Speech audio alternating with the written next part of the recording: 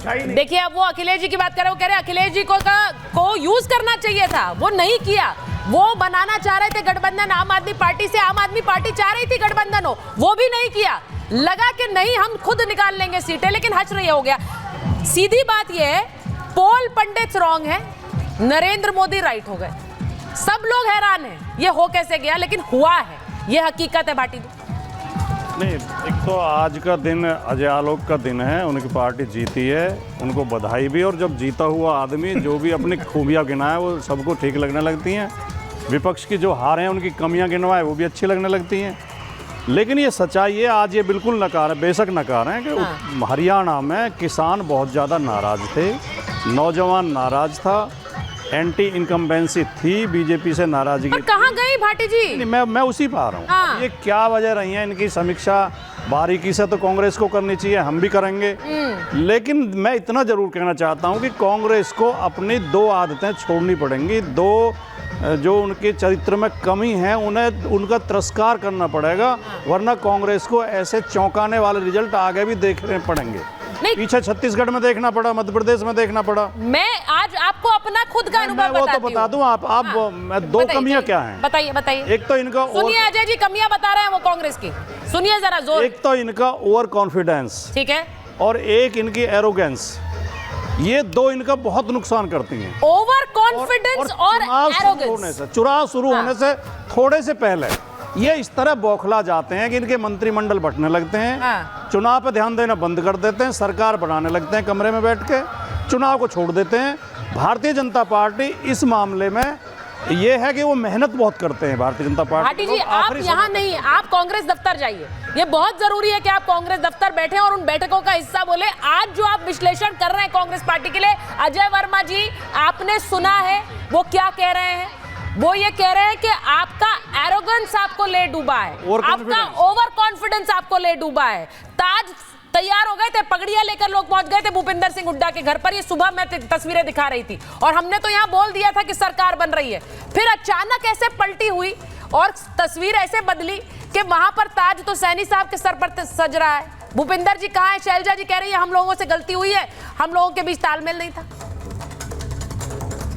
देखिए भाटी जी हमारे भाई हैं, जो अच्छी बात कह रहे हैं, उनको अच्छा लग रहा है वो कह रहे हैं।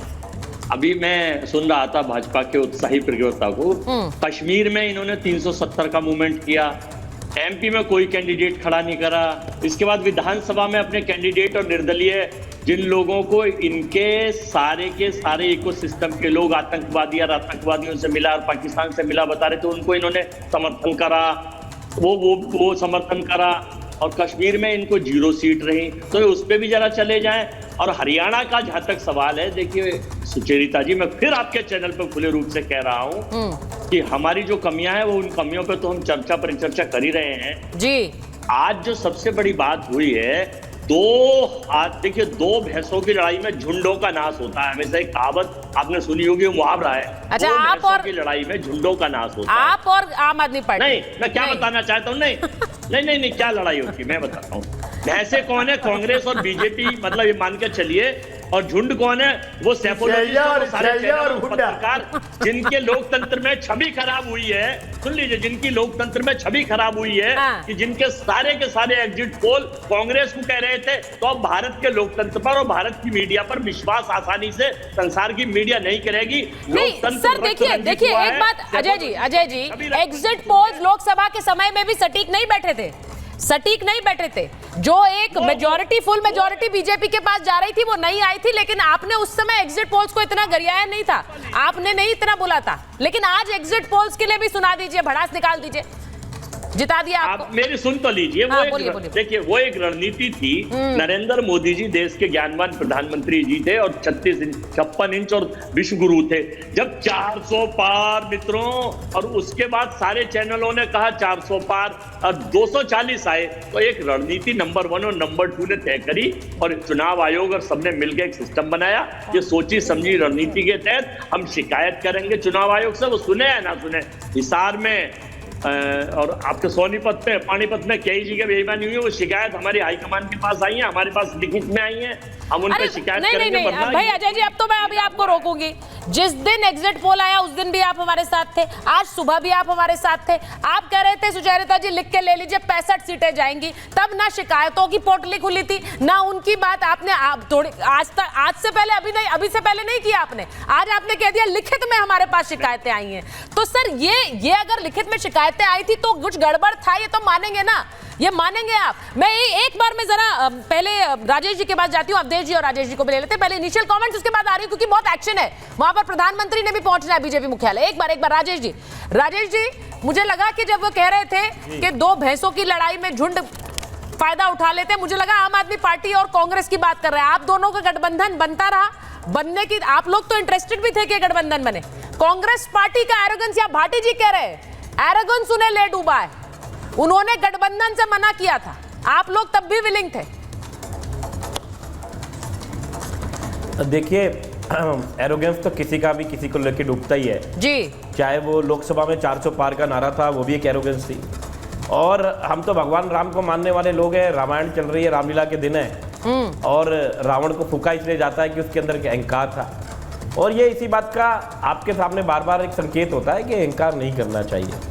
लेकिन मैं फिर भी इन चीज़ों में पहले तो बधाई देता हूँ आलोक जी को, मेरे अच्छे मित्र हैं, मेरे भाई हैं, उनको बहुत शुभकामनाएं, क्योंकि जिस किस्म की एंटी इनकम्बेंसी दिखाई दे रही थी, जिस तरीके से किसान, जवान, पहलवान सभी के लोग परेशान दिखाई दे रहे थे, उसके बाद में अगर इतनी सीटें आती हैं तो मैं उनको बधाई देता हूँ। और इस सबसे सबको हमको सीखने की ज़रूरत है। और अरविंद जी ने भी यही ट्वीट करा है कि किसी भी चुनाव को जी, राजेश जी का ऑडियो चला गया। चाहता हूं कि देखिए हमको 1.79% वोट मिले, हाँ। और शुरुआत है, हम तो अभी बिल्कुल नई पार्टी है हरियाणा में, लेकिन जेजेपी जैसी पार्टी, इतनी पुरानी पार्टी जो अभी सरकार में सत्ता में थी, उसको 0.90 वोट मिला। ठीक है। बीएसपी जैसी इतनी पुरानी पार्टी जो जिसको सभी जानते हैं, कार्डर बेस्ड पार्टी भी है, 1.82% वोट मिला। इसी तरीके से कांग्रेस और बीजेपी का अगर वोट शेयर का अगर देखेंगे, वैसे आपने एनालाइज किया होगा, 1% का भी अंतर नहीं है, लेकिन वोट जब डिवाइड होता है तो एक पार्टी को फायदा होता है, तो वो फायदा हुआ। दूसरी बात मैं कहना चाहता हूं कि मैं तो इस बात के लिए खुश भी हूं। देखिए दिल्ली में, पंजाब में, गोवा में, गुजरात में हमारे एमएलए थे, और अब जम्मू कश्मीर में भी हमारा एक एमएलए जीत के आया है। मुझे लगता है आपको इस बात की भी बधाई हमें देनी चाहिए। महराज मलिक हमारे, बिल्कुल बधाई लीजिए सर, कैसी बात कर दी आपने। पुरानी पार्टी बीजेपी, बिल्कुल बधाई है, वो उस बात की चर्चाएं हो रही है। पुरानी पार्टी बीजेपी जी आज भी तमिलनाडु और केरला के अंदर जो तरसते हैं अपने एमएलएस के लिए, तो हम तो 10 साल पुरानी पार्टी, कोई हमारे पास इतने ज्यादा संसाधन नहीं है। उसके बाद और फिर अरविंद केजरीवाल जी जेल में थे, उसी टाइम छूटे, तो उसमें देखिए राजेश जी, क्योंकि हरियाणा में आप लोगों से उम्मीद की जा रही थी कि हरियाणा में केजरीवाल जी बाहर भी आए, उसके बाद उन्होंने प्रचार किया, तो लोग सोच रहे थे कि हरियाणा में आप निकालेंगे सीटें। आपकी वजह से नुकसान हुआ, इसका आकलन ज्यादा है अवधेश जी, कि कहीं आम आदमी पार्टी की वजह से कांग्रेस को नुकसान हुआ, उनकी अपनी अंतर कलह की वजह से नुकसान हुआ। भाटी जी ने बहुत क्लियरली बोला एरोगेंस एंड ओवर कॉन्फिडेंस, क्या इसको असेस करने की जरूरत है, न सिर्फ कांग्रेस को बल्कि उनके अपने पार्टियां, अपने सहयोगी अब कह रहे हैं।